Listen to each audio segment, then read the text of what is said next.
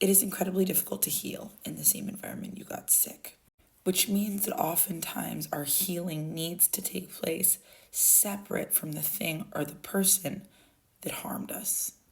Notice how I said very difficult and oftentimes for those with a context allergy. Can we continue? Okay.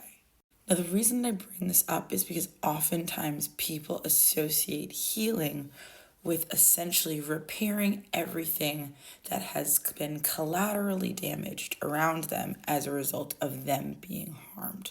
For example, women will work themselves into pretzels to heal the damage that a cheating husband has done to their family.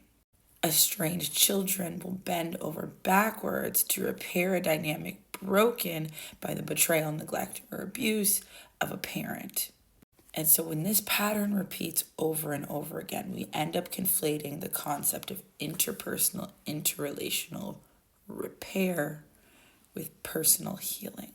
We get very comfortable throwing around the ideas that healing is and always will be incredibly painful, that healing itself is an act of suffering, and that healing is not for the person that was harmed.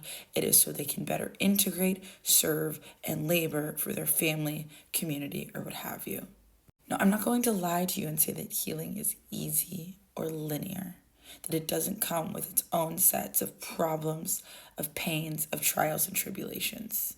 Healing requires sitting down and confronting the damage that was done to us, which is often uncomfortable and frankly antithetical to repairing a relationship with a parent, a partner, what have you. Especially when that damage and that pain is unprocessed or being processed in real time as a part of an individual's healing process. Let me give you an example. Let's say someone lies to you and it deeply violates your trust and it triggers you because you have experienced dishonesty in the past in your own life and in your family and likely in your bloodline. And so when you are hurt and you are processing the pain of that, right? Imagine somebody came and did a drive-by, pew, pew, pew, and you got to check yourself for damage. But you are checking that damage and assessing that damage with the person who hurt you. You will be activating their defense alarms. You will be activating their defensive systems. Their pro-social brain will go offline and they will essentially shut you out, attempt to silence you, or warp your very, very tender concept of the reality of what happened to you and the pain and harm that you're experiencing. I'm not justifying gaslighting in this way. I'm using this as an example to demonstrate why a lot of the time healing is best done far away from the person who caused the harm in the first place. And this doesn't mean abandon your friends, family, husbands. It means we need to understand sites where healing happens to mitigate the possibility that more harm is able to come to the person that is in a very delicate process of healing. Now let's talk about what healing is for and more importantly, who healing is for. Repair is relational. Repair is what happens when something fractures and we need to reintegrate it in some meaningful way. Whether that reintegration comes with more or different boundaries, whether it comes with a complete separation from the relationship altogether, whether it just simply resolves a conflict. Repair is about integration. Healing is for you. I'm going to say that again. Healing, the process of healing, the only one who will carry the unhealed components of whatever has happened, the unhealed parts of you from relationship to relationship, job to job, thought to thought, laying the head down on the pillow each night. Healing is for you. And therefore, it requires significantly more than what a defensive, photographic memory from a fight or an argument in defensive conflict could ever bring. Healing is meant to take the parts of you that were broken and allow them to arrive to something new and stable. It doesn't mean that you are left without the scar of that harm or damage.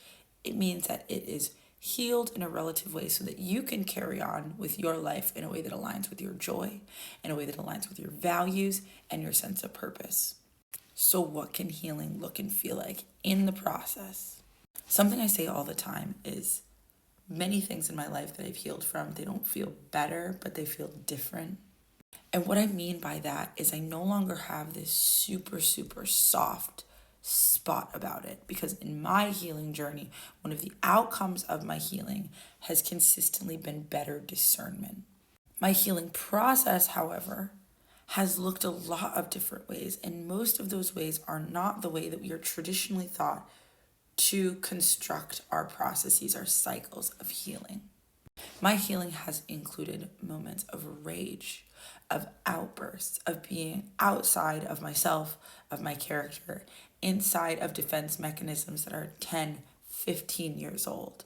My healing has included dance, of singing, of joy, of jumping, of screaming wildly, teetering on the edge of laughter and tears. Too often we measure healing by what's going on around us. Does the friendship still work? Does the marriage still work?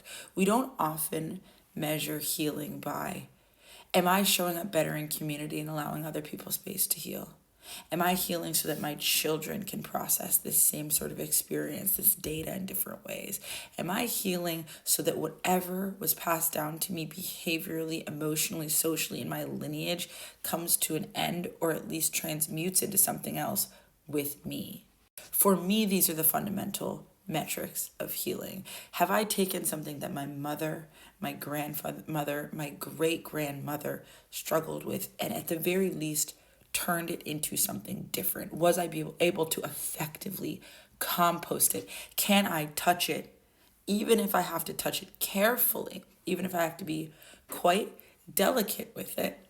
Can I touch it? Can I pick it up? And can I use it in service of myself first? And I think this is a radically different way than we are taught to think and talk about healing in our culture. We are not healing insofar as we can become useful to others. That is not the point.